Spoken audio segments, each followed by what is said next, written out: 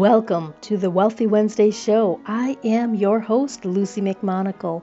Women are recreating the rules for business, leadership, money, and they are changing the world in the process. Each week, join me for empowering messages and interviews that will inspire, motivate, and transform you. Giving a special shout out to Gordon Weary for creating the custom music that you are listening to now. Now, let's get started. Hey, this is Lucy McMonagle, and today I am so incredibly excited that you are listening to the Wealthy Wednesday show. We have an incredible guest, and she is going to help you with so many different aspects. Her name is Nadia Brown, and she is authentic, bold champion for business owners. So if you're a business owner, which I know you are because this is the Wealthy Wednesday show and that's who we cater to, make sure you grab a pen and you grab a paper. If you are driving, please don't grab the pen and paper. You want to make sure that you drive safe, but listen and take mental notes. Nadia is the founder of Doyenne Leadership Institute, LLC, and through her trainings and intensives, she helps women break the glass ceilings they encounter in business by helping them build profitable and sustainable businesses. When it comes to sales, women come a little bit more timid. They become a little bit more shaky, and she helps you with strategies. She helps you become stronger, more bolder, and more importantly, helps you sell with heart. Because as a woman entrepreneurs, we know that you want to make the world a better place. She is also the author of Leading Like a Lady, How to Shatter the Inner Glass Ceiling, and lives with her husband Toby in Phoenix, Arizona. So you can find out more about her upcoming events at the DoyenneLeadership.com/events. So let's give a warm welcome to Dr. Nadia. Dr. Nadia, welcome to the Wealthy Wednesday show. Thank you, Lucy. I'm so excited to be here. Absolutely. And you are such a hero in so many women's lives. You have created this incredible institute that empowers women and trains women up so that they can truly break through that glass ceiling. Could you tell us a little bit, how did you get started and what were you doing before starting to provide sales training and support to women? Oh my gosh, that's a loaded question. That's a loaded double question too. I started my career after undergrad actually as an engineer. So at one point, I literally worked in a basement. I was a computer engineer, did software support and all that good stuff. And through the years, just kind of, I was never in that place. So I always saw myself as a career girl. Never in a million years thought I would be an entrepreneur. And so when I started out, my vision was to help women really lead from a place of authenticity, but lead from a place of femininity. Because, being in an environment where it's mostly men, you kind of take on your environment, but it doesn't fit. And there are studies that show that men nor women respond favorably to women who try to lead like men. It's just like, that didn't work. But how do you lead in a way that's authentic and powerful and effective? And so that's where I started. But I quickly learned that while passion is a great reason to start a business, that's not what pays the bills. That's not what builds the business. And I was in this place in my own business where I was helping women. I had the book. I was traveling. On social media, things look great. But I had this dirty little secret, and it was I struggled with sales. That fear of rejection was really holding me back. And through my own personal journey of being able to overcome that fear, that was how I got started in helping other women overcome that fear as well. Wow. So you look great on paper. You look great on social media. Everything looks like you're really rocking the road, but you're Terrified of sales. Terrified. Ooh, wow. Can you tell us a few tips on how you got over that fear of those sales calls? Whew. Well, the first thing, and I tell women, there are two things that have to happen. One, you have to make a decision. I had come to a place in my business where there was a decision to be made. Either I deal with it, I figure it out, I face the fear, or I just throw in a towel and go back and get a job. And there's nothing wrong with that, but those are the choices I gave myself. And I was like, you know what? I'm not a quitter, not going out like that. Let's figure it out. And so I made that commitment to really start to figure out what I needed to do to overcome it. And I learned that it's more than just skills. You can learn skills, but the biggest part was right here. It was that fear, that mental idea I had around sales that was really holding me back. And so I encourage women.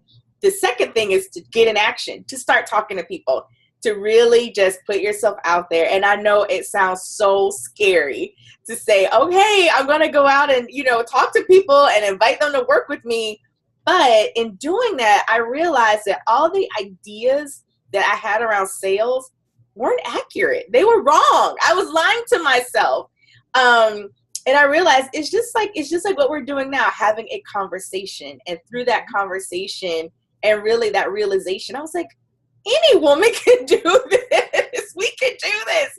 And so that's what I encourage women to do. Just get out there, keep doing it, facing that fear monster, because eventually you'll realize, like I did, that it's not nearly as bad as we've created it to be in our heads. Wow. Wow, that is so true.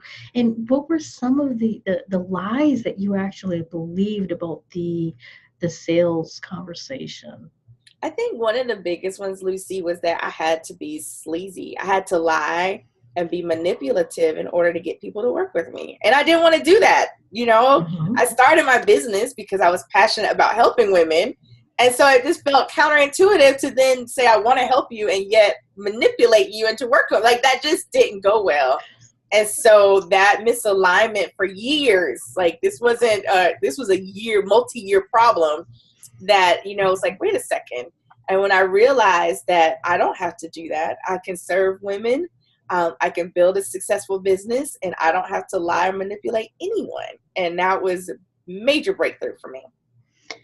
That is a major breakthrough. And so many women who are in the entrepreneurship field, or they start this business because they have this passion. They want to do better. They want to have a bigger impact on the world, or maybe they want to have a bigger impact on their family, so that maybe their husband doesn't have to work so hard, or maybe they don't have to be in a job that they miss their children's soccer, or they miss all of those crucial moments that could be memories because they have to work overtime, or they have to do this, or they have to do that. So what are some of the greatest mistakes that you might have made in your entrepreneurship, or what are some of the greatest mistakes that your clients make?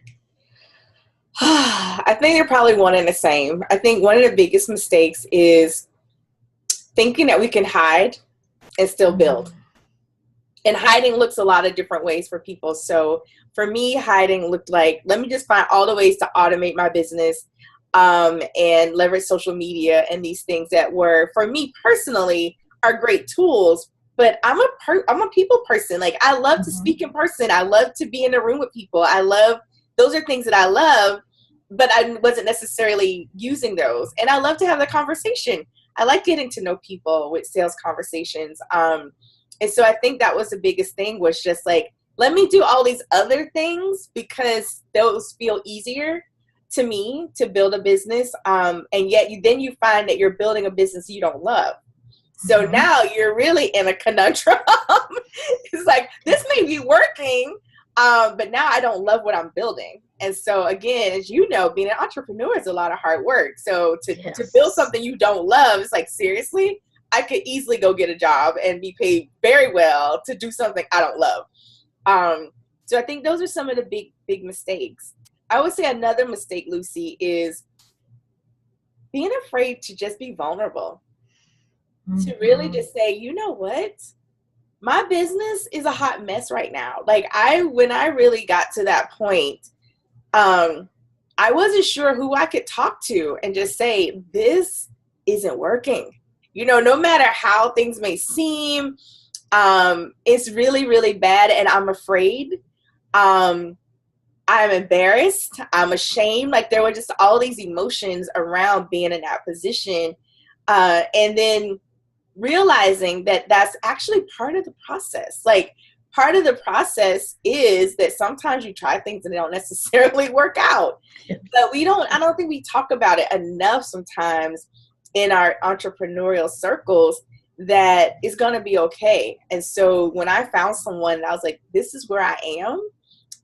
I'm not sure how to move past this, and to be able to kind of talk about it, put together a game plan, and then come out of hiding. Because I literally just wanted to go into a corner and just ball up and just stay there. Like, I'm done. I just want to join the witness protection program. And just, let's just start over with a new identity. Like none of this ever happened. And it's like, you know what? I think part of what really helps build our strength is to be able to pick up and move on. And, now obviously I talk about it, like that was a very, very tough period. And especially with social media, or the fact that I'm a speaker. So I'm in a very visible place to then, to be out and about. And how do I talk about this season of my business where things are a mess? And I'm yet encouraging women to shatter your inner glass ceiling and face your fear. And how do I even talk about this irrational fear that I myself had around, sales and what that meant? Wow. Well, that is so true. And a lot of times, in my opinion, we actually teach our greatest weaknesses so that we overcome our weaknesses. Mm-hmm. And it's a forward moving or a fail forward moving motion sometimes, where you try this, or you try that, and you're going here and you're going there, and then all of a sudden you're like, oh my gosh, my business is a hot mess. and I thought I was moving forward, and the systems had failed me. Mm-hmm. Because I was hiding behind my systems. I was hiding behind the camera or the computer or the social media or whatever. And then all of a sudden you're like, oh, then there's always this crucial point where you make that decision. Once you actually realize that I have to change. Mm-hmm. Well, that's power. That is power right there. Is every single thing begins with a decision. Definitely. And I share, a lot of times with women, and when I teach, that something really beautiful, like one of the biggest blessings for my business was birthed out of that, because I had to face it so I can, a lot of times people that meet me now on this side don't realize what I went through. And I tell them, I didn't wake up like this, people. Like I really went through a season where I hated sales. I hated talking about it. I didn't want to deal with the money. Like I don't know how to make the money, but it just should magically appear. Because I'm doing what I love, and isn't that how this works? And it's not quite how it works. So, but now it really created this brand new opportunity for me to help other women, and to be able to truly come from a place of, I get it, I get you, and I can support you in moving through this. And if I can do it, you can do it. Oh, absolutely. And that's seeing other people's success stories like that, and having them show you, this is how I sometimes crawled through it. This is how I was able to walk on glass or eat fire or whatever it takes. But the decision is first. And then, what would you recommend for individuals who are struggling, who have that fear paralysis? I would recommend, one, to just give yourself some grace. Like, the fear of rejection is real. And I probably said this. So if you've ever heard me say it, or you hear some recording in the past, forgive me, to not take it personal, because especially in our businesses, a lot of times it is very personal. And whether or not people mean it personally, it often dredges up things that are very personal and near and dear to us that may have happened to us in our past. And so those feelings are real. And so one of the things that I just tell people is just give yourself some grace and don't allow yourself to stay stuck. Like knowing that you can move through it and take those baby steps. And so I encourage people. I often do 100 no's challenge. And over 30 days, I work with clients and let's go out and let's get into those conversations. Because in order for most of us to get 100 no's, we have to have more than 100 conversations. And for many entrepreneurs, if you were to have more than 100 conversations in 30 days, like that's total game changer for your business. And to get out there and just to talk to people. And most clients are like, oh my gosh, Dr. Nadia, 100. So they get stuck. But once they are in it and they start doing it, the most fascinating thing happens. Let's see, most people never come back and say, gee, Dr. Nadia, I got 100 no's. You know what they say? Two things. One is, oh my heavens, I have so many new clients. I got so many yeses, right? And the other one is, I will never look at no the same way again, because no is just a part of the journey. It's what helps get us to our yes and to our destination. And so I think that would be my advice. Make the decision that I'm going to face this fear. I'm going to do it even if my knees are trembling, and to get into action. Mm-hmm. That's good. Now you mentioned a lot of times you send people out on a 100 no challenge in 30 days. When you send people out on that challenge, and I'm going to ask, maybe some of the audiences may listen to this who might want to take up on that challenge. Do they just talk to people at the grocery store? Do they talk to people in public? Where do you get the 100 no's? Oh my gosh, it depends. So in the Courage Diary, which now we have two versions, there's the mini Courage Diary, and now we have an expanded one. But in the mini one, I have a quick checklist, because that's the first question. Like, okay, all right, Dr. Nadia, I hear you. And where the heck am I going to find 100 plus people to talk to in 30 days, right? Mm-hmm. So a lot of times I tell people, start with your cell phone. There's so many people in your cell phone, whether they're right or they may know someone who's right for your product, your service, and be willing to ask the question, who do you know? Like, we can call anyone and say, well, who do you know that fits this demographic? And then there's a whole list of things. Facebook Lives, do a Facebook Live. Your call to action, schedule time to meet with me. Make it easy. I have an get you a vanity URL. If there's ever time to get a vanity one, this is it. Mine is meetwithdrnadia.com. It's easy to say, and it redirects to my calendar, and people can schedule time to meet with me. Get out and speak, network. There's so many things that we can do. And it's fun to just start to brainstorm, like, who can I talk to and how can I leverage this? Through referral partners. There's so many different ways that we can do it. My first time I did this, like serious, I was at a crossroads in my business, another shift, right? Because we don't just have one. Mm-hmm. And I was like, all right, Nadia, I know what to do. And it was like, you just got to get into action. So I literally went through my phone, over 100 names just from my cell phone of people I could call who I either thought were a good fit for my core offer, or who I thought might know someone who was a good fit for my core offer. And that's how I got started. Wow. I absolutely love that. I really, really love that. And most of us have over, I think the average is 700-ish friends on Facebook. Where are you doing all those Facebook friends? Yes. Yeah, a lot of individuals have. At least I have almost 5,000. I have to keep cleaning my list up so I can have more people that are active as friends like me. So they should not limit your friends on Facebook. They shouldn't. You could be like, talk to me or I'm deleting you. Yeah, that's true.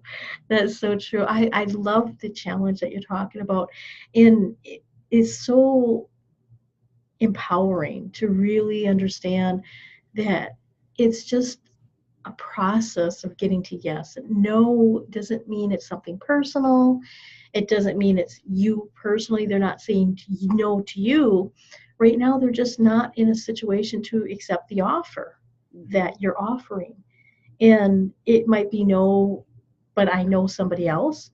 Yep. It might be no, and I would like to introduce you to my friend.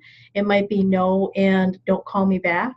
But then they see you going and making more and more progression, and then they see more and more people getting more and more results. And then they're like, On second thought, right? yeah, on a second thought, after I've seen you actually take off with this, now my no is starting to become a maybe, or my no still no, and I know somebody now that I didn't know before. Yeah. Or it Yeah, could be no, not this, but what else do you have? exactly. I get that one a lot. I don't want to do that, but what else do you have? Let's do that. Just never know. Mm-hmm. And I've had something similar for me also, where they weren't ready for this program, but then when I was talking about some other things, they're like, "Oh yeah," and I've done that to other people. It's like they would Mm-hmm. talk to me and they're like, "Tell me about this stuff," and I'm like, "That doesn't fit in my if it doesn't fit in my goal or my missions, then I won't accept it." But then I find out they're like they do this other stuff, and I'm like, oh well, that might fit into my mission. So let's talk Mm-hmm. more. Yep.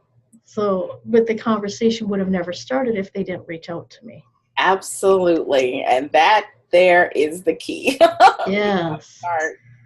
exactly. So I have just a couple of more questions, and the time is going so fast. I know. Time So flies when you're having fun. yes, it does. It does. So the first question is do you have some kind of favorite quote or favorite saying for the individuals when they are going through that fear factor? One of the quotes that I fall back on all the time was from my granny. And she always said, anything worth having is worth fighting for. That's Yeah. true. And so when I Yeah. think about my vision, like you said, and my mission, it's like, you Mhm. know what, Nadia, if you want this, that means it's worth fighting through the fear, Mhm. and even the possible rejection to get what it is that you want. Yeah. That's powerful. That's powerful. And I actually really resonate well with that because a lot of times I'm like, how badly do I want to impact the world? Hmm. And it's like I can almost taste it. Right? And then I'm looking at, oh, I've got this list of people who I can call, and then it's like how badly, and it's like all of a sudden you just do it, you just make that decision because it's worth fighting for. Absolutely. Wow. Wow. And then you mentioned the courage diary. Hmm, that sounded pretty interesting on what it takes to really get on the sales call. So uh, can you tell us a little bit, what is this diary designed for, and how can individuals access it? This was birth. You know those things it says if it's not managed or if it's not measured, it's not managed or whatever that crazy quote is, right? But it's Mm-hmm. true. And so one of the things I think sometimes that we do, especially as entrepreneurs and in sales, is if we're not careful, we only measure our quote unquote success by the number of yeses that we get. We don't really measure our success by the amount of times that we put ourselves out there. We had the courage to pick up the phone and make the ask. And so the courage diary is the tracker. It tracks the number of times that you picked up the phone and you reached out to someone and you talked to them, whether you initiated the conversation or they scheduled time to meet with you. But really, what did it take and how many times did you do that, and celebrate that. And so you may have heard me mention, like, now we have two versions. So you Mm-hmm. can grab a complimentary copy totally free at couragediary.com. And that'll really help you to get started on, all right, let's do it. Let's face this. Let's get out there. Let's pick up the phone. Let's talk to people. Let's meet people for coffee chats, whatever it takes to do that. But you know how these ideas start to expand. So now there's an expanded version Mm-hmm. that is actually for sale, and it takes you through it. It has a few more extra tools and resources for those people that are like, you know what, Dr. Nadia, I'm doing this. And there are additional things that we can track because there's a lot of additional information that you can get. What's a popular program? You Mhm. know, what are some things that you may be able to adjust in your conversation and make it stronger? All of that is very valuable information to just help you, because it's a habit that I want people to create. Whether it's 5 conversations a week, whatever that is, to really get in that habit to always, always stay connected. Not always be closing, but always be connecting and being willing to pick up the phone, whether it's your former clients, referral partners, peers, just stay connected, because that's a big difference maker for growing your business. That's a huge difference maker. Wow. Wow. Wow. So no, ladies, and gentlemen, I know we have some cool guys who listen to this. Get your courage diary. Yes. Get up some courage. It's couragediary.com. Real simple to remember. Couragediary.com. And really start looking at, let's have a little challenge here.